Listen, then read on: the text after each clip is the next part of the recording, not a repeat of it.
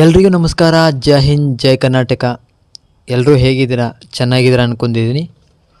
ಇವತ್ತು ನಾನು ಹೇಳಕೊಟ್ಟಿರೋದು ನಮ್ಮ ಯುವಕರು, ಅಂದರೆ ಇವಾಗ ಆಲ್ರೆಡಿ 10th ಮುಗಿಸಿದಿರೋ ಅಥವಾ ಈ 10th ಎಕ್ಸಾಮ್ ಬರಿತಾ ಇದ್ದೀರೋ, 10th ಮುಗಿದ ಮೇಲೆ ಇಂಡಿಯನ್ ಆರ್ಮಿದಲ್ಲಿ ಅಥವಾ ಏರ್ಫೋರ್ಸಲ್ಲಿ ಅಥವಾ ಇಂಡಿಯನ್ ನೇವಿದಲ್ಲಿ ಸೇರ್ಕೋಬೇಕು ಅಂದ್ಕೊಂಡಿದ್ರೆ ಮುಂದೆ ಏನು ಮಾಡಬೇಕು ಅನ್ನೋದನ್ನು ನನಗೆ ತಿಳಿದ ಮಟ್ಟಿಗೆ ಹೇಳೋಕ್ಕೆ ಇಷ್ಟಪಡ್ತಿದ್ದೀನಿ.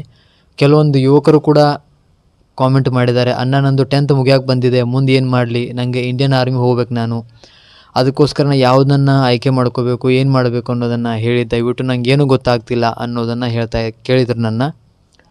ಅದಕ್ಕೆ ನನಗೆ ತಿಳಿದಿರೋ ಪ್ರಕಾರ ಎಷ್ಟಾಗುತ್ತೋ ಅಷ್ಟನ್ನ ಹೇಳೋಕ್ಕೆ ಇಷ್ಟಪಡ್ತೀನಿ. ಒಂದು ವೇಳೆ ನಾನು ಹೇಳಿದ್ದನ್ನು ಮಾಡಿದ್ದೆ ಆದಲ್ಲಿ 100% ನೀವು ಇಂಡಿಯನ್ ಆರ್ಮಿ ಜಾಯ್ನ್ ಆಗ್ತೀರಾ. ಅದು ಏನಂದರೆ, ಇದು 10th ಮುಗಿದವ್ರಿಗೆ ಅಷ್ಟೇ ಅಲ್ಲ, ಯಾರು ಇವಾಗ 9ನಂತೆ 10ನಂತೆ ಹೊಂಟಿದ್ದಾರೋ, 8th 9th 10th ಮತ್ತು ಫಸ್ಟ್ ಇಯರ್ ಸೆಕೆಂಡ್ ಇಯರ್ ಇದ್ದಾರೋ ಅವರು ಮಾಡಿದರೆ ಕೂಡ ಅವ್ರಿಗೆ ಇಂಡಿಯನ್ ಆರ್ಮಿಯಿಂದ ಜಾಬನ್ನು ಸಿಗೋದು ಖಂಡಿತಾನೆ. ಒಬ್ಬ ಸೈನಿಕ ಆಗೋದಂತೂ ಖಂಡಿತ ಯಾರ ಕೈಯಿಂದನೂ ತಪ್ಸೋಕ್ಕೆ ಸಾಧ್ಯ ಇಲ್ಲ. ಅದೇನೆಂದರೆ NCC ಮಾಡಿ ಅಂತ ಹೇಳ್ತಾ ಇದ್ದೀನಿ. NCC ಅಂದರೆ ಎಲ್ರಿಗೂ ಗೊತ್ತಿರೋದು ಅನ್ಕೋತೀನಿ, ಕೆಲವೊಂದು ಹುಡುಗರು ಗೊತ್ತಿಲ್ಲ ಏನು ಮಾಡಬೇಕಂತೇಳಿ.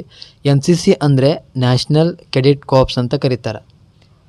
ಇದನ್ನು ಮಾಡಿದರೆ ಏನು ಪ್ರಯೋಜನ ಅಂತ ನೋಡೋದಾದರೆ, ಇಂಡಿಯನ್ ನೇವಿದಲ್ಲಿ ನೀವು NCCಯನ್ನು 3 ವರ್ಷ ಮಾಡಿದ್ದೇ ಆದಲ್ಲಿ ಇಂಡಿಯನ್ ನೇವಿದಲ್ಲಿ ನಿಮಗೆ 10 ಮಾರ್ಕ್ಸ್ ನಿಮಗೆ ಕನ್ಸೆಷನ್ ಕೊಡ್ತಾರೆ. ಎಕ್ಸಾಮ್ ನೀವು ಇಂಡಿಯನ್ ನೇವಿ ಎಕ್ಸಾಮ್ ಬರೆದಿದ್ರೆ ಅದರಲ್ಲಿ 10 ಮಾರ್ಕ್ಸ್ ನಿಮಗೆ ಕನ್ಸೆಷನ್ ಕೊಡ್ತಾರೆ. ಮತ್ತು ಏರ್ಫೋರ್ಸಲ್ಲಿ ಕೂಡ 10ರಿಂದ 15 ಮಾರ್ಕ್ಸು ನಿಮಗೆ ಕನ್ಸೆಷನ್ ಇಟ್ಟಿರ್ತಾರೆ. ಅದೇ ಇಂಡಿಯನ್ ಆರ್ಮಿದಲ್ಲಿ ಬಂದರೆ, ಒಂದು ವೇಳೆ ನೀವೇನಾದರೂ NCC ಸಿ ಸರ್ಟಿಫಿಕೇಟ್ ನಿಮ್ಮ ಹತ್ರ ಇದ್ದರೆ, ಅಂದರೆ ಅದು NCC ಟೋಟಲಾಗಿ 3 ವರ್ಷ ಇರುತ್ತೆ. ಮೊದಲನೇ ವರ್ಷ A, ಸೆಕೆಂಡ್ ವರ್ಷ B ಮತ್ತು 3ನೇ ವರ್ಷ C ಅಂತ 3 ಸರ್ಟಿಫಿಕೇಟನ್ನು ಕೊಡ್ತಾರೆ. ಒಂದು ವೇಳೆ ನೀವೇನಾದರೂ 3 ವರ್ಷ ಕಂಪ್ಲೀಟಾಗಿ ಏನಾದರೂ ಮುಗಿಸಿದ್ರೆ, ನಿಮಗೆ ಇಂಡಿಯನ್ ಆರ್ಮಿ ನೀವು ಟ್ರೈ ಮಾಡ್ತಾಯಿದ್ರೆ ನಿಮಗೆ ಫಿಸಿಕಲ್ ಮತ್ತು ಮೆಡಿಕಲ್ ಅಷ್ಟೇ ನೀವು ಪಾಸ್ ಆಗೋದು.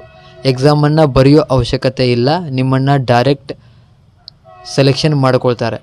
ನಿಮಗೆ ಎಕ್ಸಾಮ್ ಬರೆಯೋಂಥ ಅವಶ್ಯಕತೆಯೇ ಬರೋದೇ ಇಲ್ಲ, ಡೈರೆಕ್ಟ್ ನಿಮಗೆ ಸೆಲೆಕ್ಷನ್ ಅಪಾಯಿಂಟ್ಮೆಂಟ್ ಲೆಟ್ರನ್ನು ಕೊಡ್ತಾರೆ. ಅದಕ್ಕೆ NCC ಯಾವಾಗ ಮಾಡಬೇಕು ನಾವು? ಹಾಗಾದರೆ ಎಲ್ಲಿ ಮಾಡಬೇಕು ಮತ್ತು ಎಲ್ಲಿರುತ್ತೆ ಇದನ್ನೆಲ್ಲ ನೋಡೋದಾದರೆ, ಒಂದನೇ ವಿಚಾರ, ಯಾರಾದರೂ 8ನೇ ತರಗತಿಯಲ್ಲಿ ಮುಗಿಸಿದ್ರೆ, ಅಂದರೆ 8th ಮುಗಿಸಿದ್ರೆ, ನೀವು 9th ಮತ್ತು 10th ಮತ್ತು ಫಸ್ಟ್ ಇಯರ್ 3 ವರ್ಷ ಕಂಪಲ್ಸರಿ ಮಾಡಿದರೆ ತುಂಬ ಒಳ್ಳೆಯದಾಗುತ್ತೆ. ಯಾಕಂದರೆ 9th 10th ಮತ್ತು ಫಸ್ಟ್ ಇಯರ್ದಲ್ಲಿ 16, 17, 18 ಇಷ್ಟು ವಯಸ್ಸಲ್ಲೇ ನೀವು ಮುಗಿಸ್ತೀರ. ಸೆಕೆಂಡ್ ಇಯರ್ ತನಕನೂ ಮಾಡಿದರೂ ತುಂಬ ಒಳ್ಳೆಯದು, ಏನೂ ತೊಂದರೆ ಇಲ್ಲ. ಯಾಕಂದರೆ ಇಂಡಿಯನ್ ಆರ್ಮಿದಲ್ಲಿ 17 ವರ್ಷ ಆದಮೇಲೆ ಸೆಲೆಕ್ಷನ್ ಪ್ರೊಸೆಸ್ ನಡೆಯುತ್ತೆ. ಆವಾಗ ನಿಮಗೆ ವಯಸ್ಸಿನ ಒಂದು ಇದನ್ನು ಕೂತ್ಕೊಳ್ಬೋದು. ಅದಕ್ಕೆ ನೀವೇನಾದರೂ 3 ವರ್ಷ ಮುಗಿಸಿದ್ರೆ ತುಂಬ ಒಳ್ಳೆಯದಾಗತ್ತೆ. ಇನ್ನು 2ನೇ ವಿಚಾರ ಬಂದುಬಿಟ್ಟು, NCCಯನ್ನು ಎಲ್ಲಿ ಮಾಡಬೇಕು? ನೀವು ನಿಮ್ಮ ತಾಲೂಕಲ್ಲಿ, ಪ್ರತಿಯೊಂದು ತಾಲೂಕಲ್ಲಿ NCC ಕಾಲೇಜ್ ಇರುತ್ತೆ, NCC ಹೈಸ್ಕೂಲ್ ಇರುತ್ತೆ, ಅದರಲ್ಲಿ ನೀವು ಮಾಡಬೇಕು. ಇದಕ್ಕೇನಪ್ಪ 24 ಗಂಟೆ NCCಯಲ್ಲಿ ಇರಬೇಕನ್ನೋ ಆ ಥರ ಏನೂ ಇಲ್ಲ. ನೀವು ಸ್ಟಡಿ ಮಾಡ್ತಾನೆ, ನೀವು ಅಭ್ಯಾಸ 9th 10th ಮತ್ತು ಫಸ್ಟ್ ಇಯರನ್ನು ಕಲ್ಕೋತಾನೆ ನೀವು ಇದನ್ನು ಸೈಡಾಗಿ 2 ಅವರು, ಅಂದರೆ 2 ಗಂಟೆ ಮಾತ್ರ ನೀವು ಪ್ರಾಕ್ಟೀಸ್ ಮಾಡಿ, ಡ್ರಿಲ್ಲು ಅದು ಇದು ಫೈರಿಂಗ್, ಈ ಸೇಮ್ ಆರ್ಮಿದಲ್ಲಿ ಒಂದು 50% ನಿಮಗೆ ಟ್ರೈನಿಂಗ್ ಅದೇ ಥರನೇ ಕೊಡ್ತಾರೆ. ಇದು ನಿಮಗೆ ಟ್ರೈನಿಂಗ್ ಕೊಡೋರು ಕೂಡ ಆರ್ಮಿದವರು ಇರ್ತಾರೆ. ಇದಕ್ಕೇನಪ್ಪ ಸೆಲೆಕ್ಷನ್ ಪ್ರೊಸೆಸ್ ಏನು, ಯಾವ NCC ಮಾಡಬೇಕಾದ್ರೆ ಏನು ಮಾಡಬೇಕು ಅಂತ ನಿಮಗೆಲ್ಲ ಡೌಟ್ ಇರ್ಬೋದು. ನೀವು 8th ಮುಗಿಸಿದ್ದೇ ಆದರೆ 9th ಎಲ್ಲಿ ನೀವು NCC ಇದು ಆ ಹೈಸ್ಕೂಲಿಗೆ ಹೋದರೆ ಅಲ್ಲಿ ನಿಮ್ಮ ಹೈಟನ್ನು ಚೆಕ್ ಮಾಡ್ತಾರೆ. ನಿಮ್ಮ ಹೈಟು ಮ್ಯಾಕ್ಸಿಮಮ್ 166 ಮೇಲೆ ಇದ್ದರೆ, ಮತ್ತು ತೂಕ ನಿಮ್ಮದು 48ರಿಂದ 50 kg ಇರಬೇಕು. ಮತ್ತು ನಿಮ್ಮ ರನ್ನಿಂಗನ್ನು ತೊಗೊಳ್ತಾರೆ, ಒಂದು 2.5ರಿಂದ 3 ಕಿಲೋಮೀಟ್ರು ನಿಮ್ಮ ರನ್ನಿಂಗನ್ನು ಕೂಡ ತೊಗೊಳ್ತಾರೆ. ಇದರಲ್ಲಿ ನೀವೇನಾದರೂ ಪಾಸ್ ಆದಲ್ಲೇ ನಿಮಗೆ NCCಯನ್ನು ಅಲೋಡ್ ಮಾಡ್ತಾರೆ. ನೀವು ಆರಾಮಾಗಿ NCCಯಲ್ಲಿ ನಿಮಗೆ ಡ್ರೆಸ್ ಕೊಡ್ತಾರೆ, ಯೂನಿಫಾರ್ಮ್ ಎಲ್ಲ ಕೊಡ್ತಾರೆ. ಎಷ್ಟು ಅವರಲ್ಲಿ ಸಾಧ್ಯ ಆಗುತ್ತೋ ಅಷ್ಟೆಲ್ಲ ನಿಮ್ಮ ಕೈಲಿಂದ ಏನೂ ಖರ್ಚು ಆಗಲ್ದ ಹಾಗೆ ನೋಡ್ಕೊಳ್ತಾರೆ. ಎಲ್ಲ ಫ್ರೀಯಾಗಿ ಕಾಸ್ಟ್ ಇರುತ್ತೆ. ಒಂದು ವೇಳೆ ನೀವು NCCಯಲ್ಲಿ 10th ಮುಗಿದಿದೆ ಅಂದ್ಕೊಳ್ಳಿ, 10th ಮುಗಿದ ಮೇಲೆ ಕೂಡ ಮಾಡ್ಬೋದು ಅಂತ ಕೇಳಿದ್ರೆ 100% ಮಾಡ್ಬೋದು. ಫಸ್ಟ್ ಇಯರ್, ಸೆಕೆಂಡ್ ಇಯರ್ ಮತ್ತು BA ಫಸ್ಟ್ ಇಯರ್ ಅಥವಾ science first year, BCom first year 3 ವರ್ಷ ನೀವು ಮಾಡ್ಕೋಬೋದು, ಏನು ತೊಂದರೆ ಇಲ್ಲ. ಇದು ಮಾಡಿದರೆ ಒಂದು ವೇಳೆ ನೀವು A ಅಷ್ಟೇ ಮಾಡಿದರೆ ನಿಮ್ಗೆ 5 ಮಾರ್ಕ್ಸ್ ಸಿಗುತ್ತೆ, ಅಂದರೆ ಒಂದೇ ವರ್ಷ ಮಾಡಿದರೆ 5 ಮಾರ್ಕ್ಸ್ ಸಿಗುತ್ತೆ ಯಾವುದೇ ಎಕ್ಸಾಮಲ್ಲಿ. B ಮಾಡಿದರೆ 10 ಮಾರ್ಕ್ಸ್ ಸಿಗುತ್ತೆ. ಒಂದು C ಮಾಡಿದರೆ ನಿಮಗೆ ಇಂಡಿಯನ್ ಆರ್ಮಿಯಲ್ಲಿ ಡೈರೆಕ್ಟ್ ಸೆಲೆಕ್ಷನ್ ಆಗೋಕ್ಕೆ ಅವಕಾಶ ಮಾಡಿಕೊಡ್ತಾರೆ.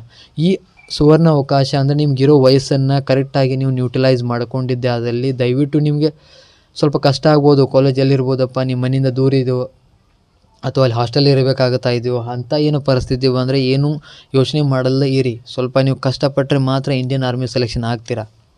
ಆರಾಮಾಗಿ ನೀವು NCC ಮುಗಿಸಿದರೆ ಯಾರೂ ತಡೆಯೋಕ್ಕಾಗಲ್ಲ, ನಾನು ನಿಮಗೆ ಗ್ಯಾರಂಟಿ ಕೊಡ್ತಾ ಇದ್ದೀನಿ. ಅದಕ್ಕೆ NCCಯನ್ನು ಮಾಡಿ. ಒಂದು ವೇಳೆ ತಂದೆ ತಾಯಿ ಆಸೆ ಇದ್ದರೆ ನಿಮ್ಮ ಮಗನ ಆರ್ಮಿ ಕಳಿಸ್ಬೇಕು ಅನ್ನೋ ಆಸೆ ಏನಾದ್ರು ಇದ್ದರೆ ದಯವಿಟ್ಟು NCC ಮಾಡೋಕ್ಕೆ ಅವರಿಗೆ ಅವಕಾಶ ಮಾಡಿಕೊಡಿ ಮತ್ತು ಅವರಿಗೆ ಸಪೋರ್ಟ್ ಮಾಡಿ.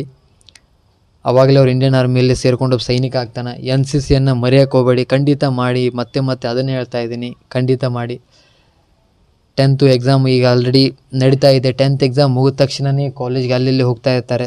NCC ಇರೋ ಕಾಲೇಜಿಗೆ ಅವ್ರನ್ನ ಅಡ್ಮಿಷನ್ ಮಾಡಿ NCCಯನ್ನು ಕೂಡ ಮಾಡಿಸಿ.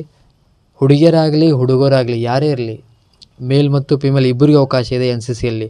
ಇಂಡಿಯನ್ ಆರ್ಮಿದಲ್ಲಿ ಇಬ್ಬರಿಗೂ ಅವಕಾಶನೂ ಕೊಟ್ಟಿದ್ದಾರೆ. ಅದಕ್ಕೆ ಆಫೀಸರ್ ಆಗ್ಬೋದು, ನೀವು GD ಆಗ್ಬೋದು, ಕ್ಲರ್ಕ್ ಆಗ್ಬೋದು, ಯಾವುದೇ ಟ್ರೇಡ್ ಇರಲಿ, ಯಾವುದೇ ಟ್ರೇಡಲ್ಲಿ ನಿಮ್ಮನ್ನು ಅಪಾಯಿಂಟ್ಮೆಂಟ್ ಮಾಡ್ಕೋತಾರೆ.